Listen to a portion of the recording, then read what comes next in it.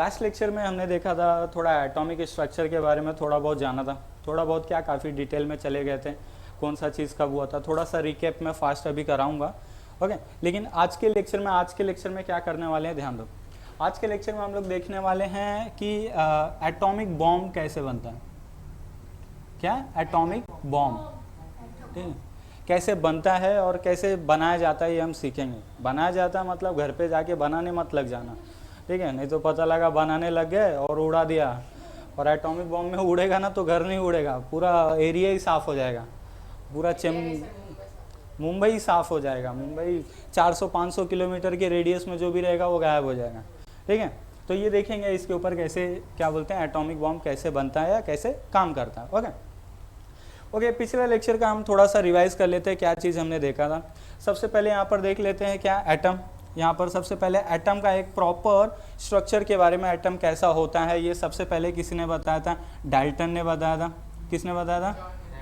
Dalton ने बताया था। कब बताया था? इन द ईयर ऑफ 1808, ठीक है, अर्ली 19th सेंचुरी। उसके बाद क्या हुआ था? सेकेंड, यहाँ पर क्या होता है, न्यूक्लियस होता है और यहाँ पर क्या होता है, इलेक्ट्रॉन्स यहाँ पर क्या रिवॉल्व करता है इस एटम के अंदर। ये इलेक्ट्रॉन के बारे में किसने बताया था? J Thomson. और जे थॉमसन ने कब बताया था इसके बारे में? In the year of 1897। Okay, इसके बाद किसकी डिस्कवरी हुई थी? इसके बाद हुआ था डिस्कवरी न्यूक्लियस की, ठीक है, न्यूक्लियस भूलना नहीं। ओके, न्यूक्लियस की डिस्कवरी हुई थी।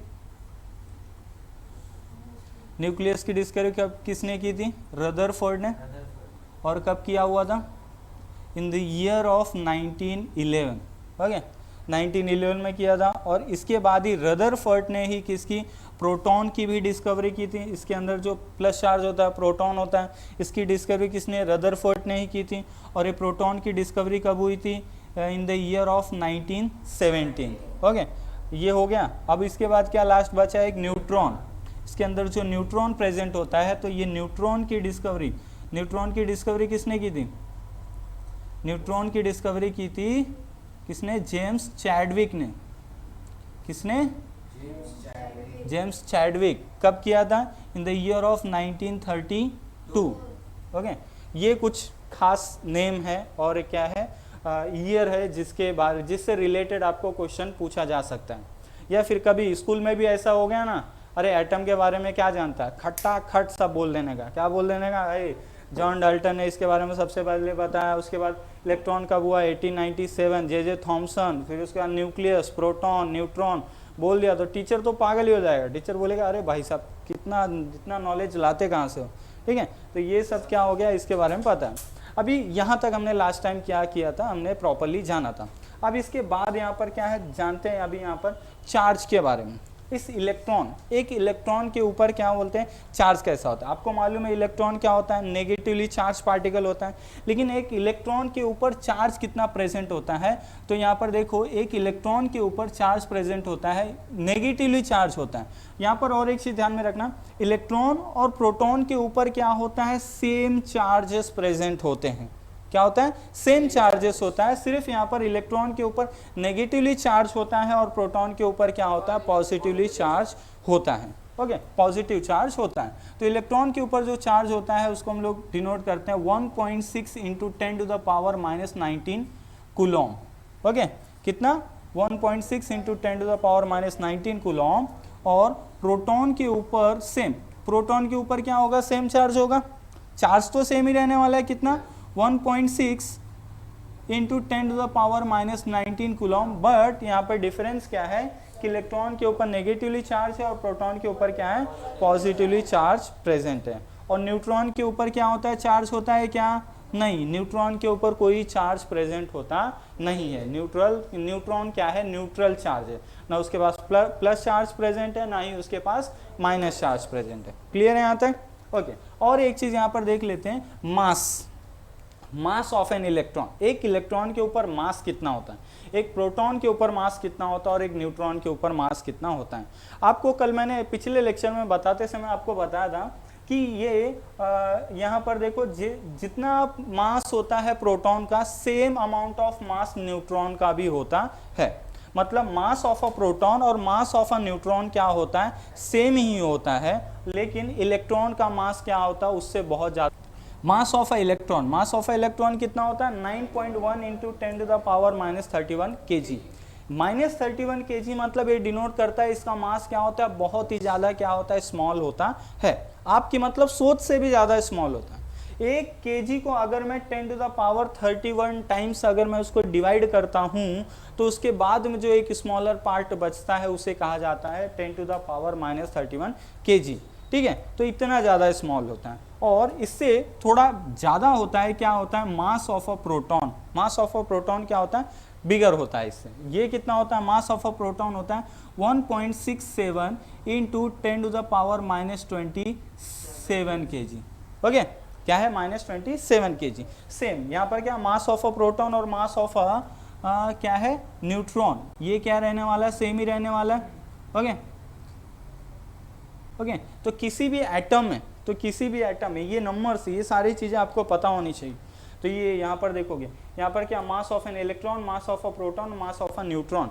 तो मास ऑफ अ प्रोटॉन और न्यूट्रॉन का क्या होता है, सेम होता है मास, और इससे बहुत ही ज़्यादा लाइट इन वेट क्या होता है, इलेक्ट्रॉन प्रेजेंट होता है। और एक आपको ध्यान में रखना है कि ये जो क्या बोलते हैं, कुछ ऐसे मतलब देखोगे, ये जो अगर रियल लाइफ में अगर आप देखो, रियल लाइफ में मतलब रियलिटी में अगर देखोगे तो ये रूम जितना बड़ा है ना, ये तीनों रूम जितना बड़ा है, अगर मैं इतना बड़ा अगर मैं क्या रख देता हूँ, एटम रख देता हूँ, मतलब ये तो ऐसा रिप्रेजेंट किया जाता है ना, लेकिन एक्चुअल में अगर देखोगे, अगर मैं एक ऐसा सपोज एक एटम का स्ट्रक्चर बना रहा हूँ, अगर ऐसे मैं ऐसे इतना बड़ा, इतना काफ़ी इतना बड़ा मैं क्या बनाता हूँ, एक एटम बनाता हूँ, ये अगर इलेक्ट्रॉन यहाँ इस ऑर्बिट पे ऐसे रिवॉल्व कर रहा है तो न्यूक्लियस कहाँ होगा पता है, यहाँ पर एकदम इसके सेंटर में कहीं एक बीच में एक डॉट है ना, ये डॉट, ये इतने डॉट से भी छोटा क्या होगा, न्यूक्लियस होगा।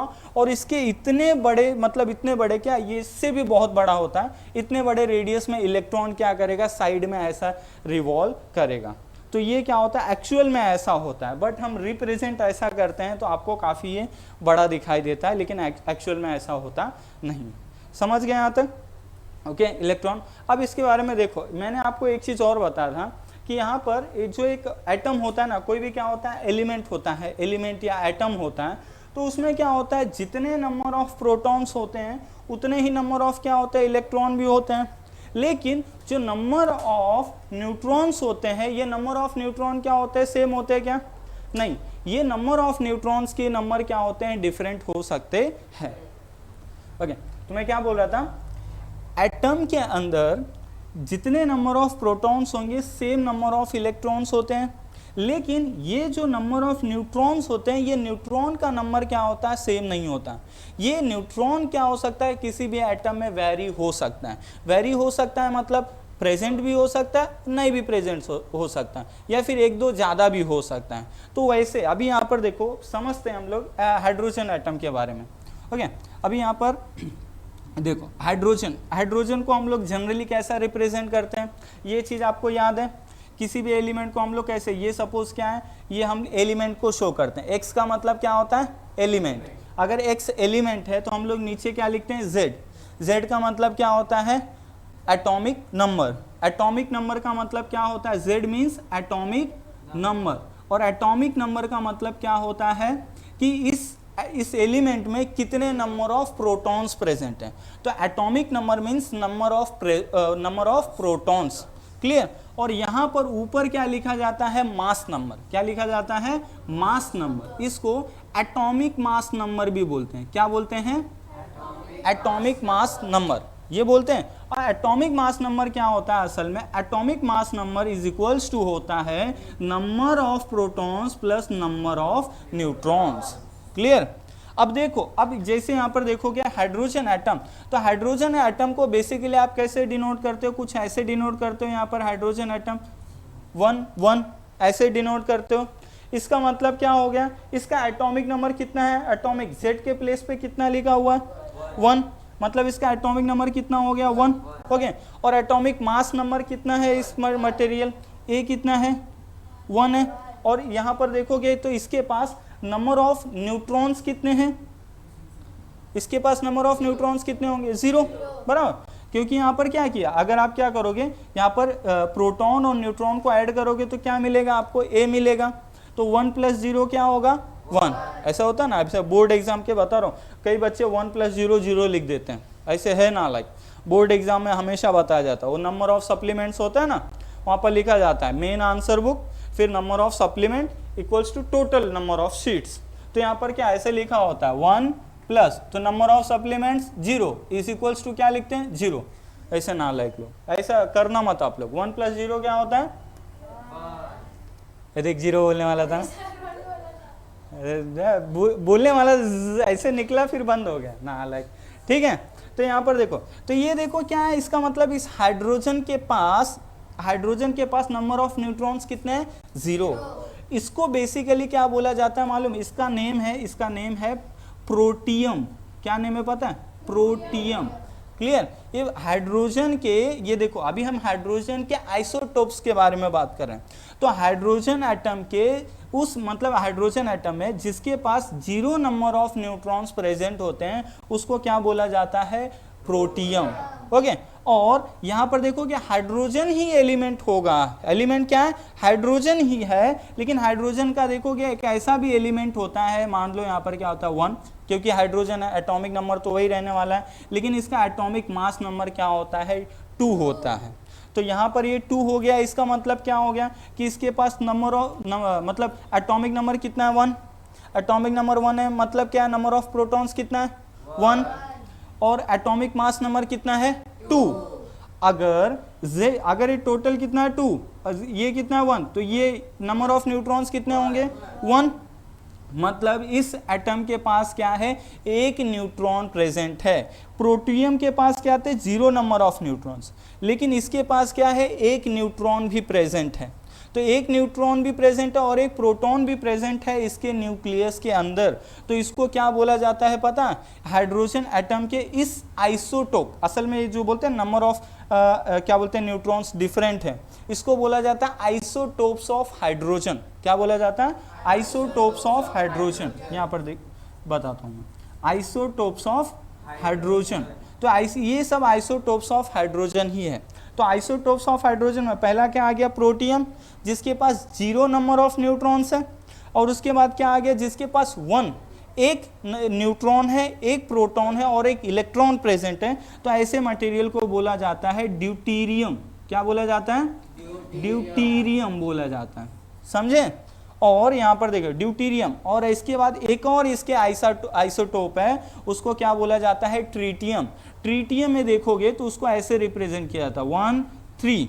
इसका मतलब क्या है, इसके पास एक प्रोटॉन है और 2 न्यूट्रॉन प्रेजेंट है। एक प्रोटॉन और 2 न्यूट्रॉन दोनों मिलकर के कितने बन गए 3। तो इसके लिए यहाँ पर क्या लिखा जाता है 3, और यहाँ पर इसका एटॉमिक नंबर कितना हो गया 1। क्लियर। और इसको क्या बोला जाता है, ट्रिटियम। क्या बोला जाता है, ट्रिटियम। तो यहाँ पर देखोगे आइसोटोप्स, तो यहाँ पर तो आइसोटोप्स ऑफ हाइड्रोजन के बारे में अगर किसी ने बोला तो कितने आपको आइसोटोप्स पता हो गए, 3 आइसोटोप। ये मतलब हाइड्रोजन के 3 आइसोटोप्स होते हैं। तो आइसोटोप मतलब सिंपल, यहाँ पर देखो आइसोटोप का भी मीनिंग आपको समझ गया। आइसोटोप का मीनिंग क्या होता है कि जिसके पास नंबर ऑफ न्यूट्रॉन्स क्या हो सकते हैं, डिफरेंट हो सकते हैं। ओके। तो नंबर ऑफ, तो हाइड्रोजन एटम के आइसोटोप क्या हो गया, प्रोटियम, ड्यूटेरियम और ट्रिटियम। प्रोटियम के पास 0 नंबर ऑफ न्यूट्रॉन्स है, ड्यूटेरियम के पास 1 न्यूट्रॉन है, और ट्रिटियम के पास 2 न्यूट्रॉन प्रेजेंट है। समझ गए। आपने ऐसे देखो कई जगह पे कार्बन डेटिंग वगैरह के बारे में सुना होगा। डेटिंग सुना है कि नहीं, कार्बन डेटिंग नहीं, अरे सुना ही नहीं भाई साहब, इसीलिए क्लास रखा ताकि आप लोग सुनो। ओके। कोई इंसान मर जाता है, कोई इंसान मर जाता है, मरता ही है ना, जिंदा हमेशा अमर थोड़ी है। कोई इंसान मर जाता है तो देखा है कि नहीं वो CID वाले में, दया कुछ तो गड़बड़ है, तो क्या करता है, मर गया, ठीक है इसको लेके चलो, लेकर के जाते हैं वहाँ पर, और उसकी बॉडी को क्या करते हैं, बॉडी को जो डेड बॉडी होती है वो करते हैं, पोस्टमार्टम करते हैं, और ये पता लगाते हैं कि ये मरा कब, पता लगाते हैं ना ये मरा कब। या फिर कोई ऐसे देखो पुरानी कोई मंदिर वगैरह होता है, टेम्पल वगैरह होता है, तो ऐसे हमें चेक करना होता है ना कि ये मंदिर कितने साल पुराना है। तो वो मंदिर का क्या करते हैं, स्टोन वगैरह लेकर के कुछ तो आते हैं, और फिर उसके ऊपर क्या करते, कैसे पता लगाते होंगे कि ये भाई साहब ये 2000 साल पुराना है, 4000 साल पुराना है, ये 10,000 साल पुराना है। तो ये सब किससे पता लगाया जाता है, कार्बन डेटिंग से पता लगाया जाता है। अब बोलोगे कार्बन डेटिंग एक टेक्नोलॉजी है, इसके बारे में मैं बात करूंगा, ठीक है, आगे लेक्चर में इसको भी बता दूंगा। तो ये कार्बन डेटिंग में क्या होता है ना, आइसोटोप्स ऑफ कार्बन का ही यूज होता है। जैसे आइसोटोप ऑफ हाइड्रोजन है ना, वैसे आइसोटोप्स ऑफ कार्बन का हम लोग यूज करेंगे। तो आइसोटोप्स ऑफ कार्बन देख लेते हैं यहाँ पर क्या है, isotopes of carbon. Isotopes of carbon क्या होता है, देखोगे यहाँ पर जैसे कार्बन का एटॉमिक नंबर कितना होता है, कार्बन का एटॉमिक नंबर क्या होता है 6 होता है। तो इसके पास C612, तो इसके पास मुझे बताओ, अगर इसके एटॉमिक नंबर 6 है इसकी, लेकिन इसके पास एटॉमिक मास नंबर कितना है 12, तो इसके पास न्यूट्रॉन्स कितने हो गए 6 हो गए, 6 + 6 क्या हो गया 12। तो C612 कार्बन एटम और C613 7 नंबर ऑफ न्यूट्रॉन्स और C614 ऐसे ये कितने 8 नंबर ऑफ न्यूट्रॉन्स। तो ये ऐसे भी क्या होते हैं, प्रेजेंट होते हैं। इसको क्या बोला जाता है, आइसोटोप्स ऑफ कार्बन। तो इसमें ऐसे ही कुछ आइसोटोप्स को क्या बोलते हैं, ले करके क्या किया जाता है, कार्बन डेटिंग किया जाता है। ओके, और यहाँ पर देखो ये आइसोटोप्स ऑफ कार्बन, ठीक है। फिलहाल वैसे दो ध्यान में रखो, आइसोटोप्स ऑफ हाइड्रोजन और आइसोटोप्स ऑफ कार्बन। ओके, तो ये दोनों हो गया। और जैसे ये आइसोटोप्स होते हैं ना, वैसे दो चीजें और होती हैं, आइसोटोन्स और आइसोबार्स। क्या होता है, आइसोटोन्स और आइसोबार्स। आइसोटोन क्या होता है मैं बता दूं। सबसे पहले क्या देखते हैं, आइसोटोन्स, ठीक है, मैं ऐसे सिंपल याद रखता हूं। आइसोटोन्स, इसमें क्या आ गया एन, मैं वैसे यहाँ पर मैंने स्मॉल में लिखा है, बट जनरली मैं एन को कैपिटल लिख देता हूँ इसमें। तो ये मुझे क्या हो जाता है ना, याद आ जाता है। कैसे याद आ जाता है मुझे, एन मतलब क्या होता है, नंबर ऑफ न्यूट्रॉन्स। तो ऐसे दो अगर डिफरेंट मटेरियल लेता हूं जिसमें क्या होता है, नंबर ऑफ न्यूट्रॉन्स अगर क्या होता है सेम होता है, तो उसको क्या बोला जाता है, आइसोटोन्स बोला जाता है। अभी आइसोटोन्स के एग्जाम्पल के लिए अगर मैं देखूंगा तो यहाँ पर क्या है, कुछ है मटेरियल्स आइसोटोन्स में। देखो यहाँ पर क्या है, नाइट्रोजन, नाइट्रोजन और ऑक्सीजन, नाइट्रोजन और ऑक्सीजन ही है ना, हाँ, नाइट्रोजन और ऑक्सीजन कितना है 816। ओके, नाइट्रोजन और ऑक्सीजन। अभी यहाँ पर देखोगे तो आइसोटोन्स ऑफ क्या बोलते हैं, आइसोटोन्स क्या हो गया, आइसोटोन्स का मतलब क्या होता है, नंबर ऑफ न्यूट्रॉन्स जहां पर क्या होंगे सेम। अगर नंबर ऑफ न्यूट्रॉन्स क्या होते हैं सेम होते हैं तो उसको क्या बोला जाता है, आइसोटोन्स। तो इसमें देखोगे 15 - 7 क्या होगा, 8 बचेगा, मतलब इसके पास न्यूट्रॉन्स कितने हैं 8, और 16 - 8 करोगे तो इसके पास भी 8 ही बचेगा, मतलब दोनों के पास नंबर ऑफ न्यूट्रॉन्स क्या है, सेम ही है। तो सेम नंबर ऑफ न्यूट्रॉन्स क्या होते हैं, मतलब प्रेजेंट हो गए, उसको क्या बोलते हैं, आइसोटोन्स। और एक टर्म यूज होता है आइसोबार्स। क्या होता है, आइसोबार्स। आइसोबार में क्या होता है, इसमें देखो क्या है, आइसोबार्स। आइसोबार्स में क्या होता है, यहाँ पर ये इसमें मैं ए को कैपिटल लिखता हूँ, ए को कैपिटल मतलब यहाँ पर क्या, आइसोबार्स। ए मतलब क्या होता है, एटॉमिक मास नंबर। तो जिस भी दो मटेरियल, दो एलिमेंट के अगर एटॉमिक मास नंबर अगर क्या होते हैं, सेम होते हैं, तो उसको क्या बोला जाता है, आइसोबार्स कहा जाता है।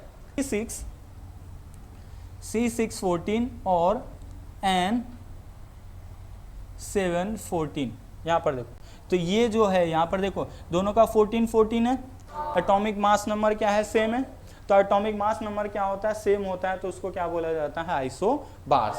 क्लियर। अब देखो एग्जाम में ना, अगर जब आप किसी भी एग्जाम के लिए आप जाओगे, जैसे NTSC हो गया है, किसी भी जनरल एग्जाम के लिए भी अगर बैठोगे, तो वहाँ पर ना ऐसा क्वेश्चन आपको पूछ लिया जा सकता है। कैसा क्वेश्चन, कैसा पूछेंगे, वहाँ पर एक आपका नॉर्मल क्वेश्चन होगा और उसके 4 ऑप्शन होंगे। तो एक तो ऐसा है, देखो आइसोटोप्स के ऊपर क्वेश्चन कैसा पूछ लिया जाता है, यहाँ पर ऐसे 4 कोई भी ऐसे टर्म्स एलिमेंट्स दिए होंगे, पूछा जाएगा कि आपको उसमें से आइसोटोप कौन सा है। तो आइसोटोप्स में आपको मालूम है नंबर ऑफ न्यूट्रॉन्स क्या होते हैं, डिफरेंट होते हैं, बराबर। या फिर ऐसा क्वेश्चन पूछा जा सकता है, what is mean by isotones.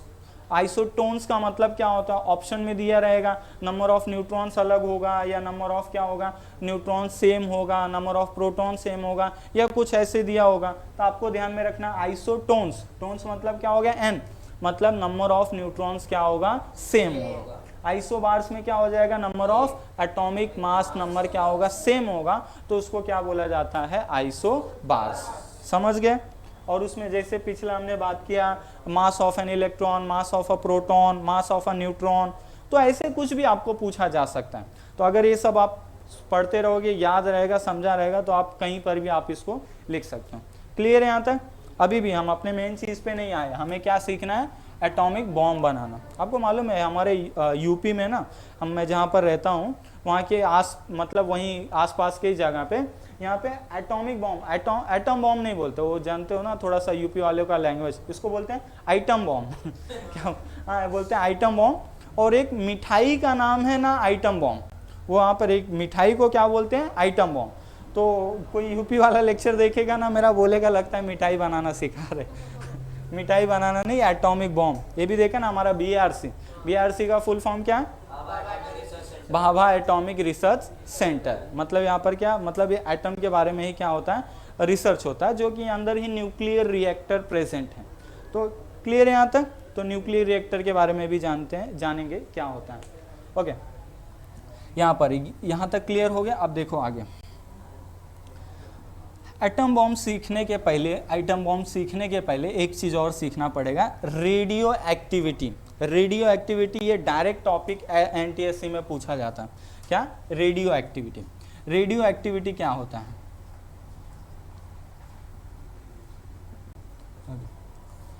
Radio activity से पहले अगर देखेंगे, सबसे पहले आपको जानना पड़ेगा रेडियो एक्टिव मटेरियल क्या होता है। जैसे आपको मॉडर्न पीरियोडिक टेबल मालूम है कि नहीं, मॉडर्न पीरियोडिक टेबल। तो मॉडर्न पीरियोडिक टेबल में टोटल कितने एलिमेंट्स हैं, मॉडर्न पीरियोडिक टेबल में टोटल नंबर ऑफ एलिमेंट्स कितने, टोटल नंबर ऑफ एलिमेंट्स है 118 एलिमेंट्स, 118 एलिमेंट्स क्या है हमारे मॉडर्न पीरियोडिक टेबल में प्रेजेंट है, जिसमें से कुछ 92 के अप्रॉक्स, 92 एलिमेंट्स के अप्रॉक्स जो भी मटेरियल्स है वो क्या है, नेचुरल है।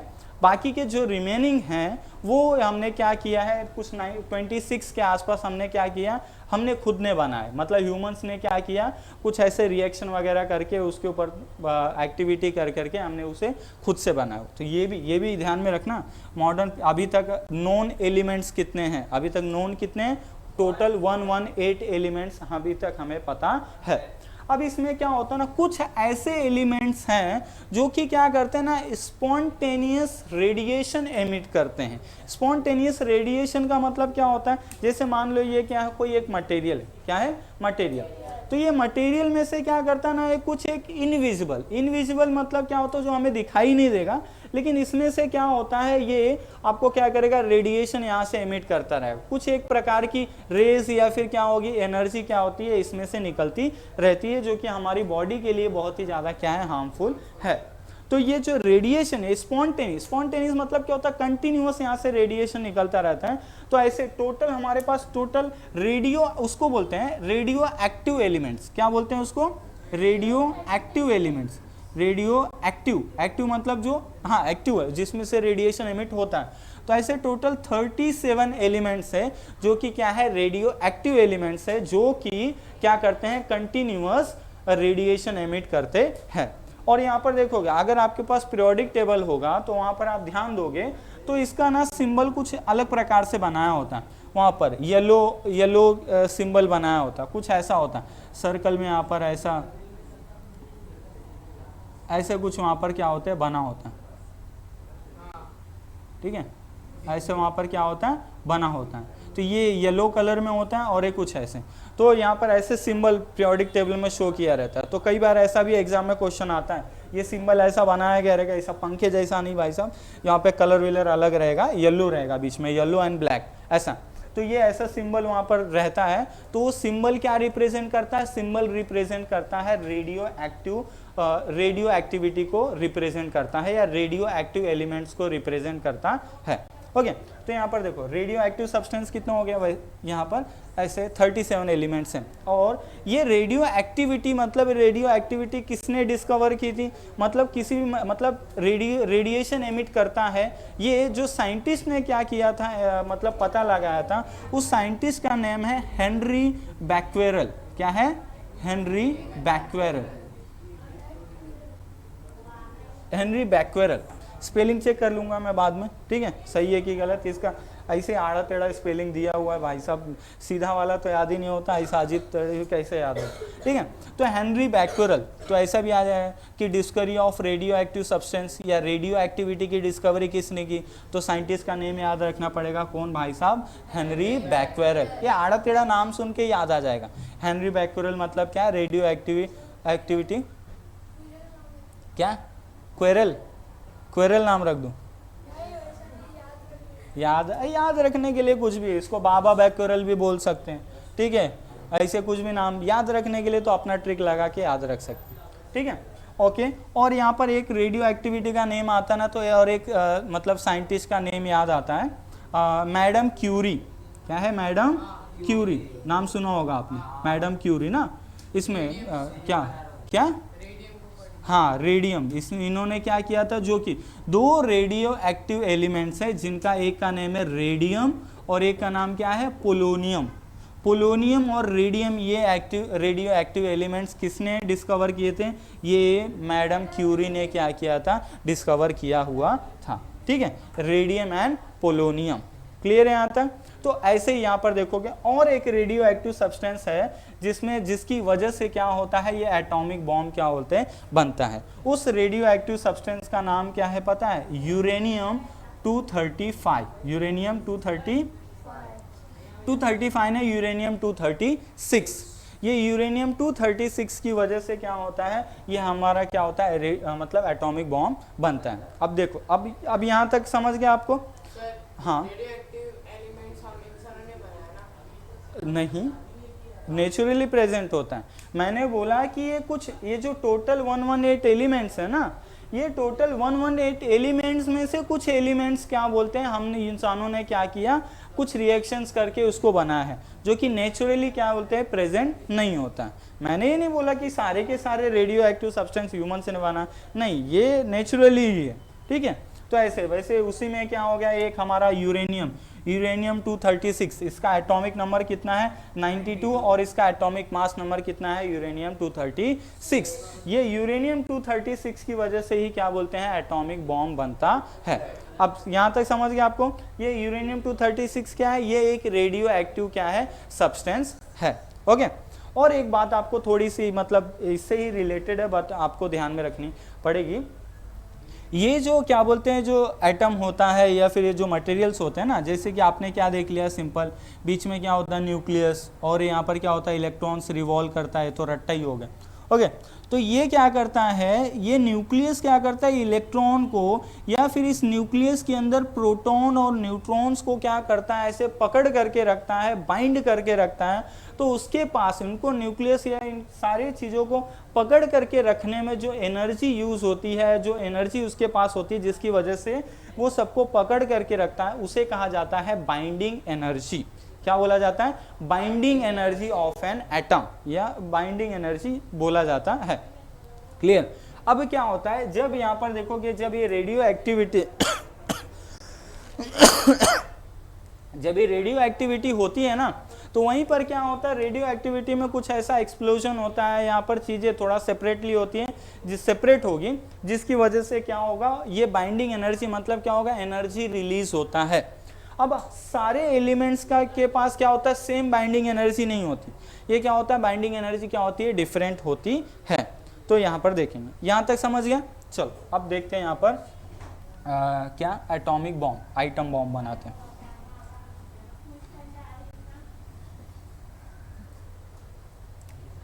ओके, पहले देखो यूरेनियम 236, ओके, यूरेनियम 236, इसका एटॉमिक नंबर कितना है, 92, और इसके पास मतलब इसके पास प्रोटॉन्स कितने हो गए, नंबर ऑफ प्रोटॉन्स कितने हो गए, 92, और इसका एटॉमिक मास नंबर कितना है, 236, मतलब इसके पास नंबर ऑफ न्यूट्रॉन्स कितने हो गए, माइनस कर दो। 236 में से 92 माइनस करोगे तो कितना बचेगा। अभी देखो 90 माइनस किया मतलब क्या हो जाएगा, 146 ना, 144 बराबर। मतलब या फिर सिंपल आप क्या कर दो, 100 माइनस कर दो और फिर क्या करो 8 ऐड कर दो, तो वहां पर क्या हो जाएगा, मतलब इसके पास नंबर ऑफ प्रोटॉन्स कितने हैं, प्रोटॉन्स है इसके पास 92 और इसके पास न्यूट्रॉन्स कितने हैं 144 बराबर। तो सोचो इसके न्यूक्लियस में क्या है, ये पूरे के पूरे, ये सारे के सारे नालायक क्या है, इसके न्यूक्लियस के अंदर ही क्या हुए, भरे हुए हैं, किसके, यूरेनियम एटम के अंदर। तो ये जब इतने ढेर सारे क्या बोलते हैं प्रोटॉन्स न्यूट्रॉन्स क्या होते हैं उसके न्यूक्लियस के अंदर भरे रहेंगे ना, तो इससे क्या होता है, वो ना जो एटम है ना, जो यूरेनियम 236 है ना, वो स्टेबल नहीं होता। क्या होता है, स्टेबल नहीं होता, मतलब वो बहुत ही ज़्यादा एकदम कचरे जैसा सब एकदम भरा हुआ, तो क्या होगा, स्टेबिलिटी तो आएगी नहीं। और जब स्टेबिलिटी नहीं आएगी मतलब वो क्या होता है, मतलब ऐसे स्टेबल नहीं होता, जिसको क्या बोला जाता है, अनस्टेबल न्यूक्लियाई बोला जाता है। क्या बोला जाता है, अनस्टेबल न्यूक्लियाई। तो इतने ज़्यादा, मतलब इसका एटॉमिक नंबर और एटॉमिक मास बहुत ज़्यादा होने की वजह से क्या हो जाता है, ये जो न्यूक्लियस होता है इसका, वो क्या हो जाता है, अनस्टेबल न्यूक्लियाई बन जाता है। ओके, अब देखो होता क्या, तो जब ये अगर अनस्टेबल न्यूक्लियाई बन जाएगा ना, तो ये क्या करना चाहेगा, ये स्टेबल होना चाहेगा। क्या होना चाहेगा, स्टेबल। कि अनस्टेबल है तो क्या होना चाहेगा, स्टेबल ही होना चाहेगा।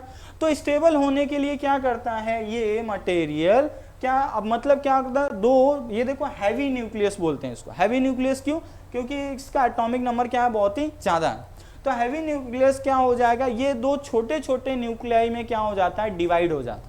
क्या हो जाता है, डिवाइड हो जाता है। तो अभी देखो यहाँ पर तो डिवाइड हो जाएगा, लेकिन अभी देखो, अब जरा समझते ध्यान से, ये कब डिवाइड होगा, जब क्या होगा, हमारे पास यूरेनियम 236 प्रेजेंट होगा तब। ये यूरेनियम 236 हमारे नेचर में बहुत साल पहले क्या बोलते हैं प्रेजेंट था, लेकिन बहुत साल पहले मतलब करोड़ों साल पहले, ओके, हजारों करोड़ों साल पहले क्या है, ये हमारे पास क्या था, ये यूरेनियम 236 प्रेजेंट था। लेकिन डीके होके मतलब क्या हो गया, डीके मतलब क्या हो जाता है यहाँ पर, कि इसमें से ना इरोजन, मतलब क्या होता है, कुछ चीजें इसमें से क्या हो जाती है, निकल जाती है।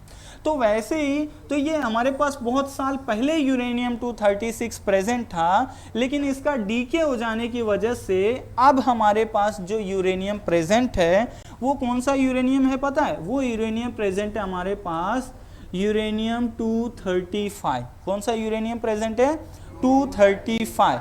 देखो इसका एटॉमिक नंबर क्या है, सेम ही है, लेकिन एटॉमिक मास नंबर एक कम हो गया। इसका मतलब क्या हो गया, एक न्यूट्रॉन क्या हो गया, निकल गया। एक न्यूट्रॉन क्या हो गया, ऐसे निकल गया, हवा में चला गया, क्या हो गया, डीके हो गया। क्लियर। तो इसके पास अगर एक न्यूट्रॉन क्या हो गया, कम हो गया, तो अब ये क्या हो गया, थोड़ा सा क्या हो गया, स्टेबल हो गया। क्या हो गया, स्टेबल हो गया, क्योंकि एक मतलब ज्यादा थे ना भाई साहब, 144 थे, तो थोड़ा अनस्टेबल था। एक डीके हो गया तो अब कौन से फॉर्म में आ गया, ये स्टेबल न्यूक्लियाई के फॉर्म में प्रेजेंट हो गया। ठीक है, ये मतलब तो ऐसे ही प्रेजेंट था, ये स्टेबल न्यूक्लियाई हमारे आज के जमाने में क्या था, प्रेजेंट था। लेकिन ये साइंटिस्ट बड़े नालायक हैं। साइंटिस्ट क्या है, बड़े नालायक हैं। साइंटिस्टों को जैसे मालूम पड़ा कि इसमें भाई साहब बदलाव हो सकता है, तो अब इन्होंने क्या किया, ये हमारे पास तो देखो क्या प्रेजेंट है, ये यूरेनियम 235, ठीक है। तो इन्होंने देखा ये स्टेबल है, तो साइंटिस्टों को मजा नहीं आया, बोलते हैं ऐसा मजा नहीं, लाइफ ऐसा कैसा चलेगा।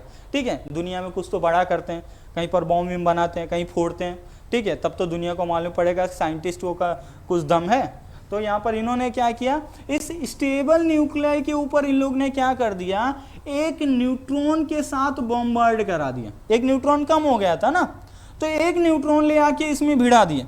तो जैसे एक न्यूट्रॉन इसमें लाके भिड़ा दिए, मतलब इसके साथ बॉम्बार्ड करा दिए, इसके न्यूक्लियस में क्या बोलते हैं, जो एक न्यूट्रॉन कम हो गया था जिसकी वजह से स्टेबल हो गया, तो इन लोग ने क्या किया, एक न्यूट्रॉन और इसके अंदर क्या कर दिया, भिड़ा दिया, रिएक्शन करा दिया। तो अब इनके पास क्या मिल गया, यूरेनियम 236 बराबर, क्या मिल गया, यूरेनियम 236। और जैसे ही ये क्या बन गया, यूरेनियम 236, मतलब ये क्या हो गया, अनस्टेबल न्यूक्लियाई बन गया। अनस्टेबल न्यूक्लियाई बन गया मतलब इसके अंदर क्या आ गई, थोड़ी सी इसे हड़बड़ाहट आने लगी, हड़बड़ाहट, भाई साहब अनस्टेबल है, कुछ ना कुछ तो करना चाहेगा। तो जैसे ही ये क्या बोलते हैं अनस्टेबल हो गया, तो ये यूरेनियम 236, ध्यान से देखना, ये यूरेनियम 236 क्या होता है, डिवाइड हो जाता है, दो छोटे छोटे न्यूक्लियस में डिवाइड हो जाता है। अब उसमें दो छोटे छोटे कौन से न्यूक्लियस यहाँ पर, इसको बोलते हैं पेरेंट न्यूक्लियाई। क्या बोलते हैं, पेरेंट न्यूक्लियाई। अब इससे दो जो छोटे छोटे न्यूक्लियाई बनेंगे उसको क्या बोला जाएगा, डॉटर न्यूक्लियाई। क्या बोला जाएगा, डॉटर। ये पेरेंट है, पेरेंट से मतलब माँ बाप से क्या होंगे, बच्चे ही होंगे ना, तो इसको क्या बोला जाता है, पेरेंट न्यूक्लियाई। और इससे क्या बनता है, दो डॉटर न्यूक्लियाई बनता है। डॉटर न्यूक्लियाई क्या बनेगा, यहाँ पर देख लेते हैं, ये एक वाई को क्या बोला जाता है, मतलब वाई एक क्या है, एलिमेंट है, इसको बोला जाता है इट्रियम। क्या बोला जाता है, इट्रियम। और एक मटेरियल है जिसको क्या बोला जाता है, आयोडीन। क्या बोला जाता है, आयोडीन। अब यहाँ पर देखोगे, यहाँ पर देखोगे इट्रियम, इट्रियम ये है ना, इट्रियम और आयोडीन। तो आयोडीन का यहाँ पर देखोगे कुछ एटॉमिक नंबर होता है, I think so 53। Atomic number क्या होता है, 53। और इसका क्या बोलते हैं, अभी देखो यहाँ टोटल कितना 92। अगर इसमें से 53 चले गए यहाँ पर, तो यहाँ पर क्या बचेगा 39, बराबर। और यहाँ पर देखोगे इसका एटॉमिक नंबर कुछ होता है 137। क्या होता है, 137, बराबर। और तो यहाँ पर देखो, तो यहाँ से क्या करो 137। और यहाँ पर देखो खास बात क्या है, ये जब ये पेरेंट न्यूक्लियाई दो डॉटर न्यूक्लियाई में डिवाइड होता है, तो दो छोटे छोटे एलिमेंट्स में डिवाइड होता है, साथ ही साथ में दो न्यूट्रॉन्स क्या करता है, एक्स्ट्रा प्रोड्यूस करता है। क्या करता है, एक्स्ट्रा प्रोड्यूस करता है। तो एक्स्ट्रा प्रोड्यूस करेगा तो यहाँ पर क्या हो जाएगा, 137 प्लस 2 क्या कितने हो गए, 139। तो 236 में से क्या बोलते हैं 139 माइनस करो, 236 में से 139 माइनस करोगे तो क्या हो जाएगा 16 क्या हो जाएगा 7, और यहाँ पर क्या हो जाएगा 2 बचेगा 12, मतलब क्या हो गया 9, कितना हो गया 97। तो यहाँ पर क्या मिल जाएगा आपको 97। क्लियर। तो यहाँ पर क्या हो गया, मतलब यहाँ पर देखो यूरेनियम 236 क्या हो गया, दो डॉटर न्यूक्लियाई में कन्वर्ट हो गया। 236 क्या हो गया, दो डॉटर न्यूक्लियाई में कन्वर्ट हो गया। क्या हो गया, इट्रियम और आयोडीन। और साथ ही साथ में इसने क्या प्रोड्यूस किया, दो न्यूट्रॉन। समझे। और इसके साथ ही साथ में इसने क्या प्रोड्यूस किया, एनर्जी। क्या प्रोड्यूस किया, एनर्जी। और ये एनर्जी ऐसी छोटी मोटी एनर्जी नहीं, बहुत ही क्या vast amount of energy. Vast amount of energy मतलब साइंटिस्टों ने देखा कि एक यूरेनियम 236 जब क्या हो रहा था, डॉटर न्यूक्लियाई में कन्वर्ट हो रहा है, तब ये क्या कर रहा है, ये दो छोटे छोटे डॉटर न्यूक्लियाई बना रहा है, साथ ही साथ में दो न्यूट्रॉन एक्स्ट्रा प्रोड्यूस कर रहा है। एक्स्ट्रा मतलब ये जो इन दोनों में फिट नहीं आ रहे थे, वो दो न्यूट्रॉन इसने एक्स्ट्रा निकाल दिए, और साथ ही साथ में क्या कर रहा था, एनर्जी रिलीज कर रहा था। समझ गए, ये देखा। तो अब यहाँ पर क्या हुआ, अभी देखो ये एक मटेरियल की बात हो गई, क्या हो गई, एक मटेरियल के बाद। अब समझो ध्यान से, अब यहाँ पर हुआ क्या। अब यहाँ पर देखो सिंपल सा, यहाँ पर देखो एटम बॉम्ब कैसे काम करता है, अब आपको क्लियर होगा। यहाँ तक क्लियर है, कोई डाउट नहीं है ना। तो देखो एटम बॉम्ब यहाँ पर कैसे काम करता है। तो साइंटिस्ट ने सबसे पहले क्या ले लिया, बहुत सारे यूरेनियम 235 ले लिया। क्या ले लिया, यूरेनियम 235, ऐसे बहुत सारे। ये यूरेनियम 235 है, ठीक है, ये भी यूरेनियम 235, ये भी यूरेनियम 235 है। यहाँ पर क्या हो, ये भी यूरेनियम 235 है। ध्यान से देखना, ये सब क्या है, यूरेनियम 235। तो यहाँ पर सबसे पहले एक जो पहला मटेरियल था, ये क्या है, यूरेनियम 235। जब इसके अंदर क्या किया, एक न्यूट्रॉन इसके अंदर भिड़ा दिया। क्या कर दिया साइंटिस्ट ने, एक इसके अंदर क्या किया, न्यूट्रॉन इसके अंदर भिड़ा दिया। तो जैसे ही न्यूट्रॉन इस यूरेनियम 235 के पास भिड़ाएंगे, तो ये यूरेनियम 235 जैसे न्यूट्रॉन भिड़ाया, तो ये क्या बन जाएगा, यूरेनियम 236। और जैसे यूरेनियम 236 बना, ये क्या हो जाएगा, दो डॉटर न्यूक्लियस में क्या हो जाएगा, डिवाइड हो जाएगा। और साथ ही साथ में क्या प्रोड्यूस करेगा, दो न्यूट्रॉन भी प्रोड्यूस करेगा। अब ये दो न्यूट्रॉन दो और यूरेनियम 235 में क्या करेंगे, जा करके कंबाइन होंगे। समझे। तो जैसे ये दो न्यूट्रॉन क्या करेंगे, दो अलग अलग यूरेनियम 235 में जाके कंबाइन होंगे, तो ये यूरेनियम भी क्या करेगा, दो न्यूट्रॉन और प्रोड्यूस करेगा, ये भी दो और प्रोड्यूस करेगा। क्लियर। तो कितने हो गए, अब 4 में हो जाएंगे। वैसे ही अब ये 4 क्या करेंगे, 8 न्यूट्रॉन प्रोड्यूस करेंगे। तो एक जैसे ये क्या हो गया, यहाँ पर इसने न्यूट्रॉन निकाला तो ये क्या एमिट करेगा, एनर्जी भी तो रिलीज कर रहा है, रिलीज कर रहा है ना। और वैसे डबल 2 करेंगे तो एनर्जी डबल हो गई। और ये क्या करेंगे, फिर 4 ऐसे एमिट करेंगे तो एनर्जी क्या हो जाएगी, और ज्यादा हो जाएगी। और ये रिएक्शन क्या होगा, बहुत ही क्या होता है, बहुत ही फास्ट होता है। अब इस रिएक्शन, ये जो रिएक्शन यहाँ पर होता है ना, इस रिएक्शन को क्या बोला जाता है पता है, इस रिएक्शन को बोला जाता है चेन रिएक्शन। क्या बोला जाता है, वो मुझे एक मूवी याद आई, वो क्या बोलते हैं, सलमान खान की एक मूवी थी ना, उसको बोलते हैं थैंक यू, तो बोलते हैं थैंक यू मत बोलो, 3 लोगों को थैंक यू बोलो, और मतलब 3 लोगों की मदद करो, और 3 लोगों को बोलना 3 और लोगों की मदद करो। वैसे ही ये भाई साहब, हाँ जय हो, वैसे ये भाई साहब एक न्यूट्रॉन इसमें भिड़ा तो ये क्या करता है, 2 न्यूट्रॉन और निकालता है और बोलता है 2 को और भिड़ो, और 2 को बोलता है तुम 2 को और भिड़ो। तो यहाँ पर क्या हो जाएगा, मतलब एक कंटिन्यूअस क्या हो गया, बहुत ही फास्ट रिएक्शन हो गया, जिसको क्या बोला जाता है, चेन रिएक्शन। और इतना ये फास्ट होता है कि बहुत ही कम समय में क्या करता है, बहुत ही वास्ट अमाउंट ऑफ एनर्जी एक साथ में रिलीज करता है, जो कि क्या होता है, मतलब एक साथ में बहुत ही vast amount of energy release करेगा, तो क्या बन जाता है उससे हमारा एटॉमिक बॉम्ब। समझ गए। तो यही जो एटॉमिक बॉम्ब होता है ना, जो छोटा सा ऐसा देखते हो, छोटा सा मतलब नहीं काफी बड़ा होता है, तो एटॉमिक बॉम्ब क्या होता है, ऐसा होता है जहां कहीं पर गिराया जाता है तो वहां पर यही मैकेनिज्म यूज होता है। उसके अंदर पहले से ही क्या होते हैं, ये यूरेनियम भरा होता है, बस उनको एक न्यूट्रॉन कहीं से बॉम्बार्ड करने की जरूरत होती है। जैसे एक न्यूट्रॉन बॉम्बार्ड हुआ, ये पूरा का पूरा क्या हो जाएगा, चेन रिएक्शन से भर जाएगा, और बहुत ही वास्ट अमाउंट ऑफ एनर्जी क्या करता है, रिलीज करता है। तो उससे क्या हो जाएगा, पूरा एटॉम, ये पूरा बॉम्ब क्या हो जाएगा, ब्लास्ट हो जाएगा, और बहुत ही वास्ट अमाउंट ऑफ एनर्जी क्या होती है, रिलीज होती है। ये सिर्फ बॉम्ब बनाने के ही काम में नहीं, और भी दूसरे काम में भी आती है, जिसको, और इसी ये सारी चीज़ों को ना न्यूक्लियर रिएक्टर बोलते हैं। ओके। और ये क्या बोलते हैं, जैसे ये एटॉमिक बॉम्ब तो एक इसका यूज़ हो गया, वैसे यूज़ नहीं हुआ है तो खतरे के लिए हो गया। इससे क्या बोलते हैं, इलेक्ट्रिसिटी भी क्या बोलते हैं, बनाई जाती है यहाँ पर, क्योंकि एनर्जी रिलीज कर रहा है ना, तो एनर्जी रिलीज कर रहा है तो एनर्जी का यूज़ क्या किया जाता है, इलेक्ट्रिसिटी में भी किया जाता है, तो इलेक्ट्रिसिटी बनाने में भी एक काम आती है। तो कुछ इस तरह से क्या बोलते हैं, हमारा ये मतलब एटॉमिक बॉम्ब का वर्किंग करता है। क्लियर, समझा आपको एटॉमिक बॉम्ब कैसे वर्क करता है, पक्का प्रॉपर, ठीक है, नहीं घर जाके बनाने मत लग जाना, ठीक है।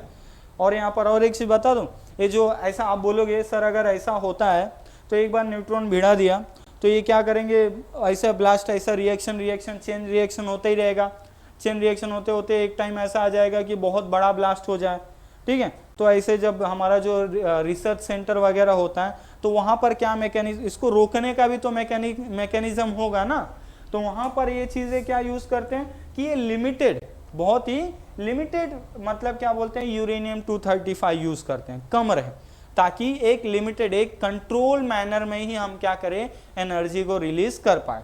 या फिर ये जो बॉम्बार्डमेंट ऑफ न्यूट्रॉन है ना, इसको क्या कर दिया जाता है, उसको कंट्रोल मैनर में न्यूट्रॉन को ही क्या कर दिया जाता है, वो बॉम्बार्ड कराया जाता है उसे, नहीं तो एक टाइम के बाद क्या कर दिया जाता है, रोक दिया जाता है, ताकि न्यूट्रॉन्स क्या हो, ज़्यादा मतलब बॉम्बार्ड ना करे, जिससे ज़्यादा एनर्जी एक साथ में ना निकले।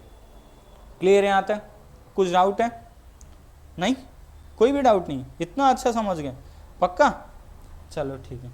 ये हो गया एटॉमिक बॉम्ब। और देखो इसको क्या बोले, यही ये जो यहाँ पर प्रोसेस होता है ना, इसको एक और नेम, इसको बोला जाता है न्यूक्लियर फ्यूजन। क्या बोला जाता है, न्यूक्लियर फ्यूजन। 2 चीज़ें होती है, यहाँ पर देखिए, न्यूक्लियर एक होता है न्यूक्लियर फ्यूजन, और एक होता है न्यूक्लियर फ्यूजन। फ्यूजन मतलब क्या होता है, जिसमें एक पेरेंट न्यूक्लियाई क्या करता है, डिवाइड होता है 2 डॉटर न्यूक्लियस में, उसको क्या बोलते हैं, न्यूक्लियर फ्यूजन। और एक होता है फ्यूजन, उसमें 2 अलग अलग छोटे छोटे, मतलब छोटे छोटे एटम्स क्या करते हैं, आपस में कंबाइन होकर के एक हैवी न्यूक्लियस बनाते हैं, उसे कहा जाता है न्यूक्लियर, उसे कहा जाता है न्यूक्लियर फ्यूजन, ठीक है। वो प्रोसेस कहाँ पर वर्क करता है पता है, सन के अंदर, किसी लेक्चर में उसको भी मैं आपको बताऊंगा मैकेनिज्म, न्यूक्लियर फ्यूजन। ये क्या है, न्यूक्लियर फ्यूजन, ठीक है, जो सन के अंदर होता है। देखो सन भी क्या करता है, बहुत ही vast amount of energy release करता है ना, तो सन कैसे एनर्जी रिलीज करता है ये हम जानेंगे। वो जो प्रोसेस होता है उसको बोलते हैं न्यूक्लियर फ्यूजन, और उसको हम लोग समझेंगे। हाँ